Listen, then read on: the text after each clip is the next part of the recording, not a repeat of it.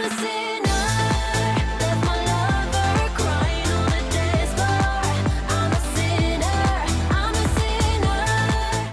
guys, welcome back to more Snoot Game. Using Fang as a second foot, I eventually make it to the bench. I still can't bend either leg, so I just sort of splay against the sidewalk. Fang sits on the other end and starts digging through her pockets.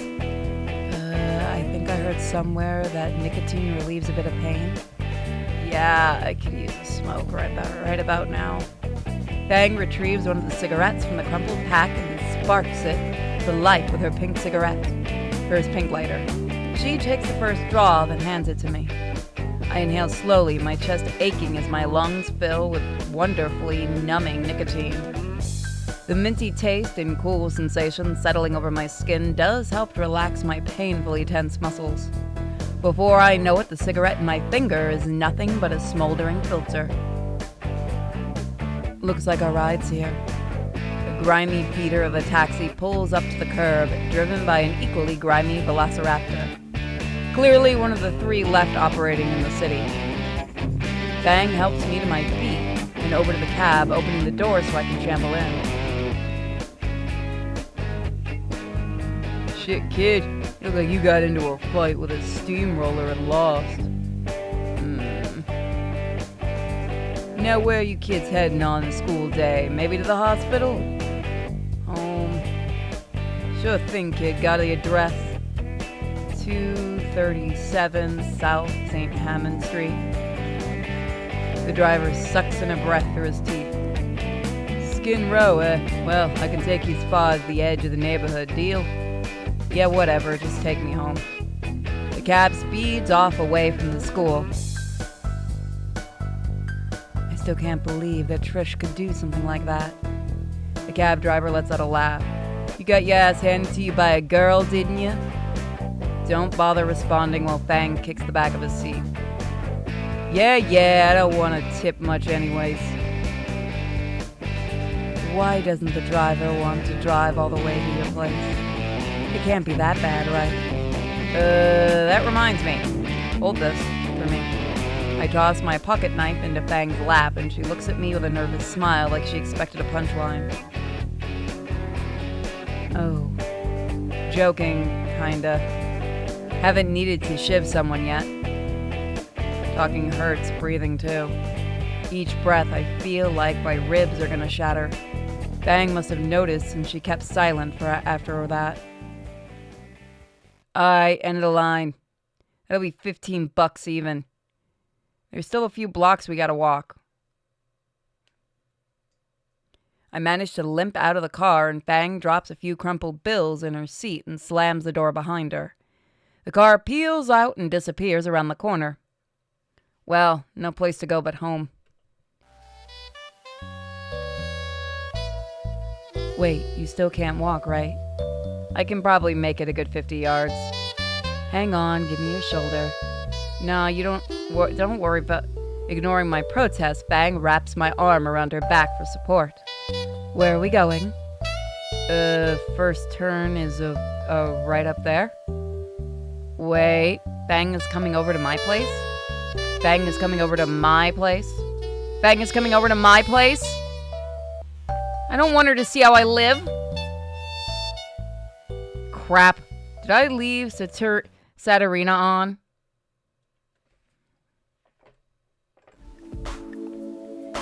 Hang on, let me get my key.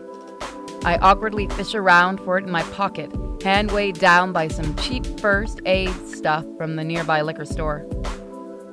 This stuff wasn't Open the door. I finally managed to find my key wedged between my leg and wallet. Fang takes the key from me and opens the door before I can think to throw it out the broken nearby window. Well, no turning back now. Welcome to Casa de la Shithole. Occupancy, a miserable dweeb. Raptor Jesus, throw me a bone at least. There's no dirty dishes stacked up in the sink. The trash is mostly empty save for the discarded box of cereal. And my monitor is not displaying something Saturina on it. The entrance isn't big enough for both Fang and I, so I leave her supporting shoulder and lip my way to the twin-size mattress on the floor.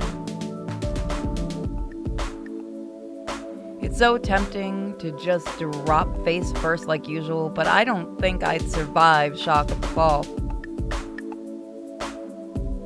Nice place. You don't have to stay. I just want to curl up in bed and sleep my sorrows away. Anon, it's 10 in the morning. And you're fucking hurt. At least let me try to patch you up. You do. Fang glares, makes my mouth click shut. Fang sets the bag of ice packs, icy hots, and Sabre bomb on my computer desk when something catches her eye. Is that a phone Roomba you bought a while back? You actually kept that thing? Fang is standing over the shoebox I've been using to hold my pet. I put in a few wooden blocks for it to bump around. Yeah. Can you go ahead and feed him for me? With this box of cornflakes? Yeah, 2 or 3 will do.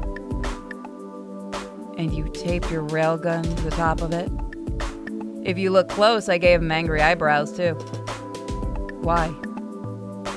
Mom never let me have a pet and he's cute. Don't make fun of Metal Gear Rainbow, or else he'll shoot you. He's armed with a tiny angry marine munitions.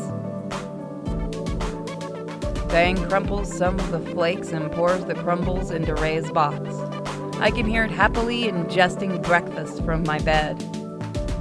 You are such a dweeb, Anon. There's no heat in her words.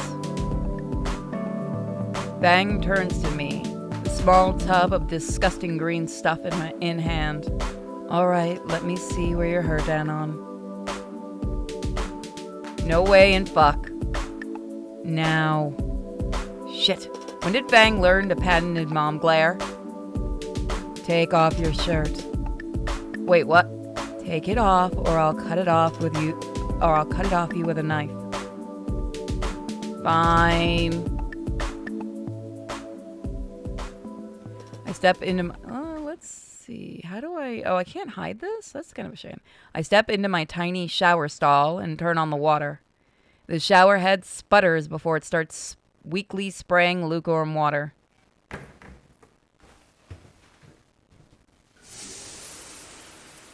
The temperature of the water doesn't help the tension in my muscles or the bruise marring my skin. Holy shit, you got hurt, man. I stretch around and see the massive blotches of purple and black splattered across my torso. Each contusion is hot to the touch under my fingers and the pain is intense. The worst is across my chest where the bullard hit me. I eventually get finished examining my wicked wounds and step out of the bathroom. Fang is on her phone doing Raptor Jesus knows what. Fang then pats the bed. Jesus, this is a good game. Come here. I walk over and lie down on my stomach.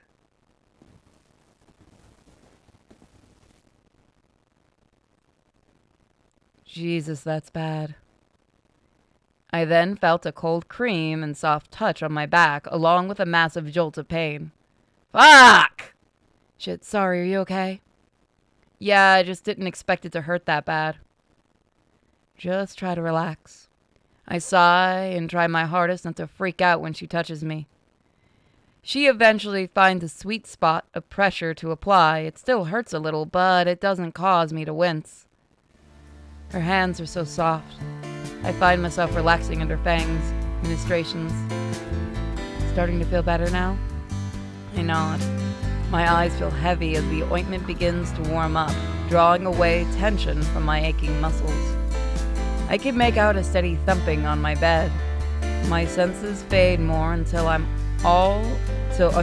I'm aware of is Fang's fingers tracing circles over my sore back and the sound of thumping.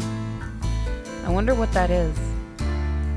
Fang's hands slow to a stop and eventually pull away, leaving me disappointed. The bed shifts. I know. There's something in her voice, but I can't discern it. I need to do the front. Oh. The fuck happened to his eyes? Okay then. I roll over onto my back. Oh, can I just get that image? Hold on. That is such a nice image, but I can't make the thing go away. And find myself face to beak with her. Dangerously close. I can feel her breath on my lips and I blush. It never occurred to me that I could apply ointment on myself.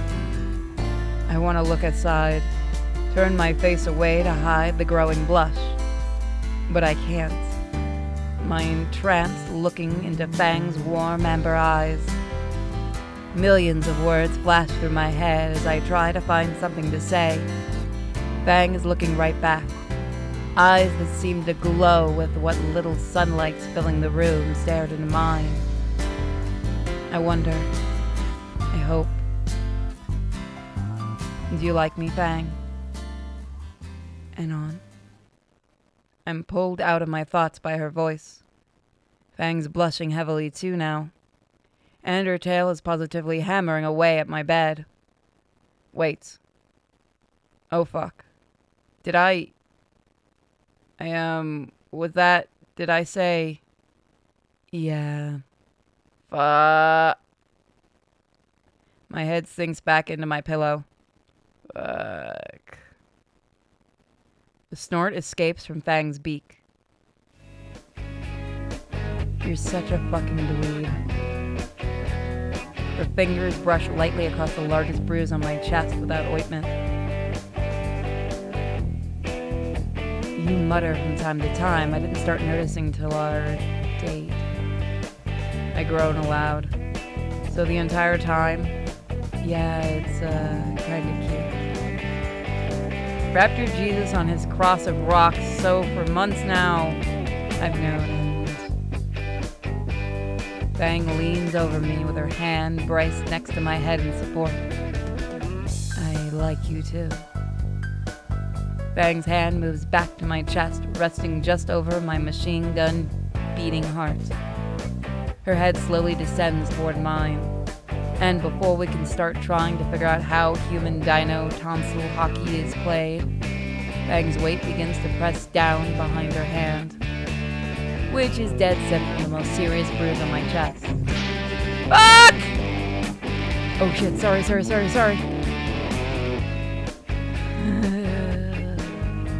I managed to catch my breath. I'm okay. Oh.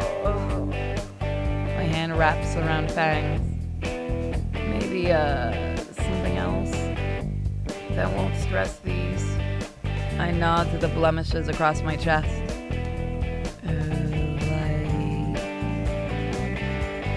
Like hug maybe? I don't.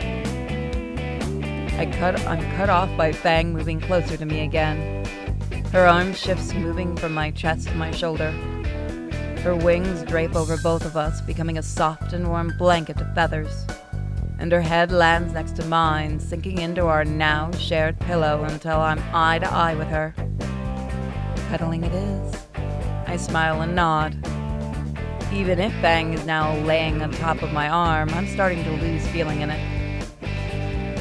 The feel of her warm body pressed against my side is definitely worth it.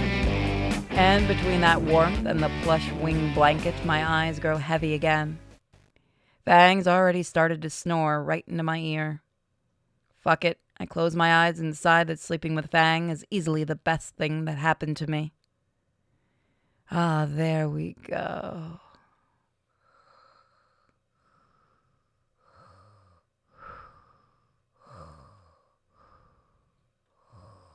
It's kind of funny because I have a dog snoring right next to me. The next day I was about to get ready for school when Fang stopped me at the door. I told her I felt fine, but then when I crumpled after she poked my rib cage, I decided she had a compelling argument to stay. Fang and I just ended up watching movies and playing X-Rocks all day. I don't think I've seen Fang this morose, though. Didn't want to pry too much, even if we're dating now. Although I have a distinct hunch it's related to the band and Trish. Today, though, I bit my tongue through Fang's chest poke test and she let me go. I know she'd stay the day before to keep an eye on me, but she still didn't want to go today. I made her promise not to start preening again before I left. I know picking up her missed homework will cheer her up. Now that I finally have some time to myself, I can properly address something I've been meaning to. The alarms. A girl is staying at my house. How did this happen? How did I go from never being in a relationship to having a chick sleep over in less than 2 days? Oh, fuck if anybody finds out. Fang's father, Naser, Trish, all collectively splattering me on a wall. It's not like I can ask for advice either. The only other people I can ask are all hopelessly single and probably living off government benefits. My heartbeat doing Fang's chest poke test from the inside is a good indicator I need to calm the fuck down. Just get through the day and check out some romance mangas on the way home. Aww. The school is also rowdy as ever. Somehow nobody confronts me about the events of 2 days ago. Man, the people here move on fast. Maybe I should take the side route. Getting bumped would probably feel like getting gored. It's a roundabout way to reach my locker, but I got plenty of time. There you are. I turn to see Naser pushing through the crowd of students towards me. At least I can talk to him about the whole situation. Or ask him for advice as on how to handle Fang. Wait, Naser's sister Fang. The Fang who skipped school and is spending the day at my apartment. And never went home for the past 2 days. Suddenly, I feel like a fish being circled by a very Naser-shaped shark. How do I even begin to explain it to him? Oh, hey Naser, what's... Naser grabs me by the jacket and shoves me against the wall of the lockers. Ah, my everything! Where the hell is Fang? Whoa, hey, She ditched with you the other day and hasn't come home since. You know what I've had to put up with because of you? Everything you do with Fang is my fault for letting it happen. You're lucky she texted me yesterday. Dad was about ready to file a missing persons report for her. Look, Naser, let me explain. You better before I drag your ass home and make you tell it to my dad instead. The terrifying prospect is enough to make me pause. Fang is staying at my apartment, but Naser's eyes shoot up like it's one answer he didn't want to hear. Let me finish! But it was her idea after I fucked up my chest during an express trip down the stairs. She wanted to make sure I was alright and wouldn't take no for an answer. Naser sighs and releases my clothes. The scowl stays on his face. Is that all that happened, Anon? I mean, we played some video games, but... all that happened? I don't think... Oh, we didn't do anything, if that's what you mean. I swear, she couldn't even kiss me because of the stupid bruises. What? Oh, look, I'm getting shoved into my locker again. I hiss in pain as Nader's fist presses me against the locker. Why would Fang kiss you, Anon? I swear to Raptor Jesus. I told Fang I like her. Shit, I said that out loud. Naser freezes and the color drains from his face. And then he shoves me back into the locker as hard as he can. Fuck! A few students start turning their heads. If I'm not careful, I better be careful yelling. Naser is still frozen in place, staring at his outstretched hand with a 1,000-yard stare. Hey, isn't that the track team leader? He's beating on that loser from the presentation, right? Hilarious. Ugh. I could visibly see Naser's thought process on his face as he finally comprehended our current situation. Well, yep, we broke him. No, Fuck. He regains control of his legs and hurriedly rushes through the crowd, pushing aside a few students. One or two classmates glance at me again, then continue on their way. While I'm checking for any more broken bones, my phone buzzes. Anyone beat you up yet?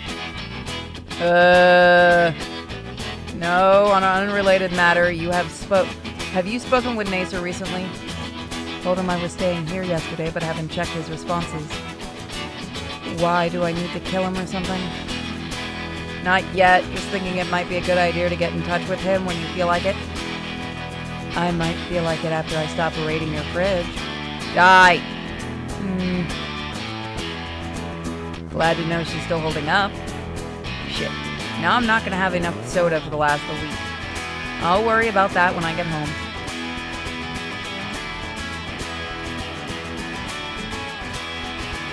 Today needs to end, now. I have a backpack full of missed assignments, including Mr. Suki's essay on the history of typefaces.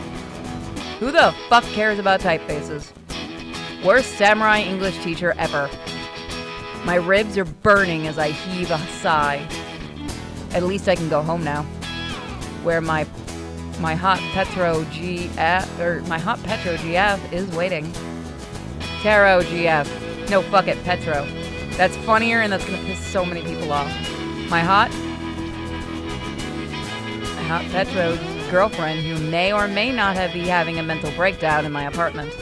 And I have no idea what to do with a fucking girlfriend. All those hours of dating simulators have not adequately simulated dating in the least. Just as I exit the main doors of Volcano High, my phone buzzes against one particularly bad bruise on my leg. Fingers crossed it's Fang. I need to talk. Meet me in the auditorium. I'm gonna die. You're gonna die, dweeb. Naser's looking for you, weeb ass. Best to get it over with now. I meander my way to the school's auditorium. Some of the lights are off when I get there, but I can make out Naser's outline amongst the front row seats. He doesn't turn to look at me when I enter or walk down the aisle. You, wanted to talk to me? I can see the gears in his head turning, but his expression is telling me he doesn't actually know what he wants to do. I'll keep my distance just in case. Why did you call me here? Just shut up and let me think. He sighs and turns to me. I shouldn't have pushed you earlier. Sorry, it was a moment of weakness. Don't worry about it. I can take a hit or two. He silently nods. Yeah, man, sure. He nervously chuckles. Look, Anon, when you told me Fang could kiss you because you told her your feelings, I couldn't really describe it. Don't take it the wrong way, but my mind just screamed at me worst case scenario. It's because I'm human, isn't it? Just picture the fucked up flip. Hey, Anon, this is serious! So much for brevity. I'm trying not to make this any worse than it already is. Look, man. I was thinking only of myself. I wasn't being understanding, and I just unloaded it all on you. So no hard feelings? If you and Fang like each other, then that's not my problem, right? You're a nice guy, really. If she's happy, then I'm happy, right? I just want to know if she can forgive me for being harsh on you. I feel like it's one of those things she'd hate me for, right? Naser's smile could be best called fragile. I wouldn't worry about it too much now. She's under a lot of pressure. Did something happen to her? Because of the stunt Trish pulled, she broke off with her band. And now she's refusing to leave my place out of fear and stress. I'm honestly feeling out of my depth here. There's really nothing I can do except be there for her. You're in a much better position to help her. You're her brother and all. I am her brother, but, well, doing Naser's voice actually hurts a lot right now. It's complicated. You know that. I suck at helping her. Remember earlier this year, the concert? She showed me to kill myself, and the next day, Trish came lashing out at me, telling me how my own sibling feels about me and how she'd be better off if I didn't exist. Now you're here telling me she's having a mental breakdown, which I didn't know. Hell, even Reed tells me how she's doing sometimes. Fucking hell, Anon, tell me. Why do I gotta hear about Fang's feelings from Trish Reed and now you? What's so poisonous about me that she can't tell me this shit herself? Fuck you, I'm not changing it. Why do I aggravate them so much? Dude. Shut up for a second. Man, oh god. I can only watch as Naser breaks down in front of me, hands on his head in emotional turmoil. What did I ever do to her? What do you know? I'm thinking of the two of you might be in the same boat, actually. What? Shut up. She told me a while back she does want to reconnect with you, but she's afraid of me. Herself? She's been beating herself up ever since that thing happened. That thing that happened. Still thinks you blame her. What thing? I gestured to one of his scars. What? You're not serious? It's over that shit? From fucking years ago? She was in tears when she told me. Holy shit, shut up. Why don't you ask her yourself? I just said they won't talk to me. Why would it be about that? I was just a little retarded kid then. I didn't blame her for 1 second. Not for 1 second. He turns his head aside. You know what happened while I was at the hospital recovering? She never showed up, and I don't know why. Mom and Dad were always there with me, but Fang never saw me in the hospital. I wanted to see her the most.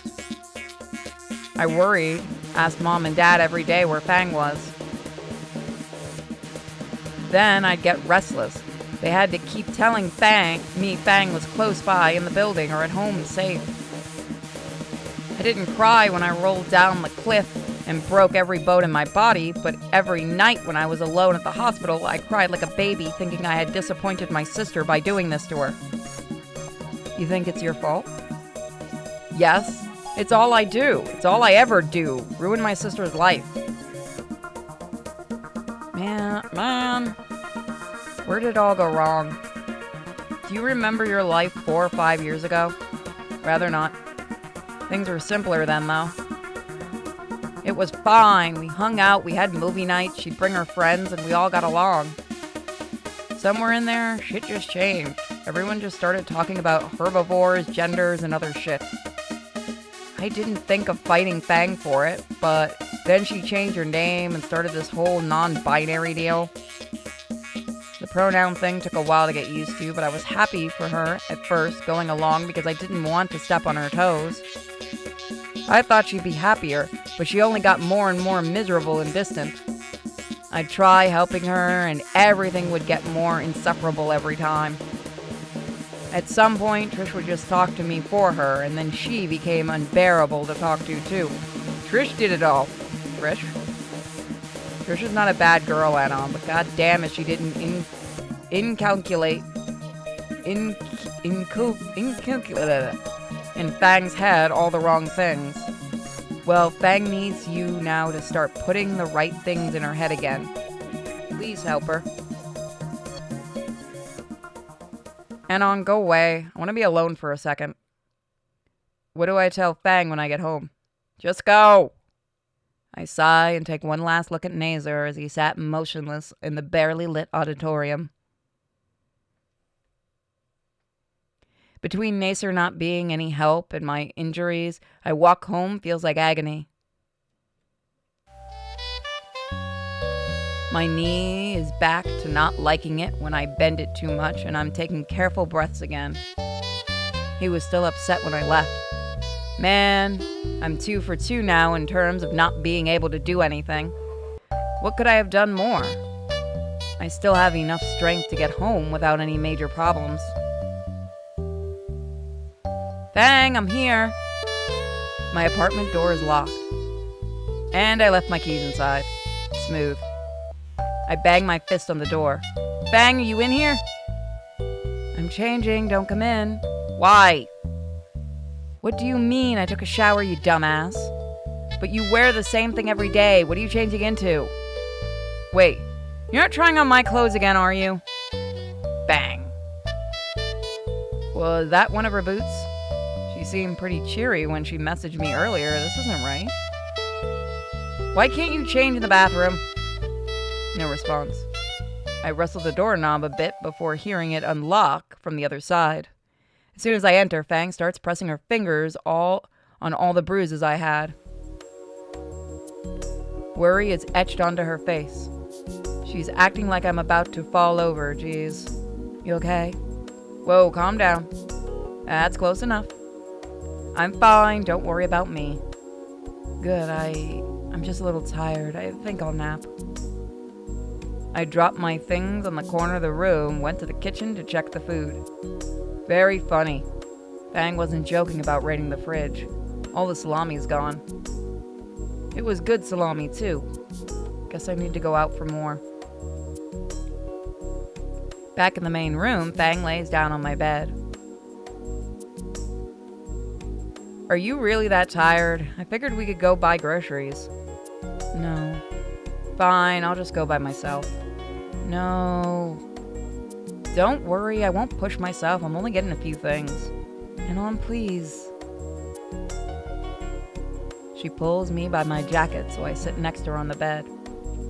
Fang carefully hovers her hand over me, a very different attitude from when she was poking my ribs earlier.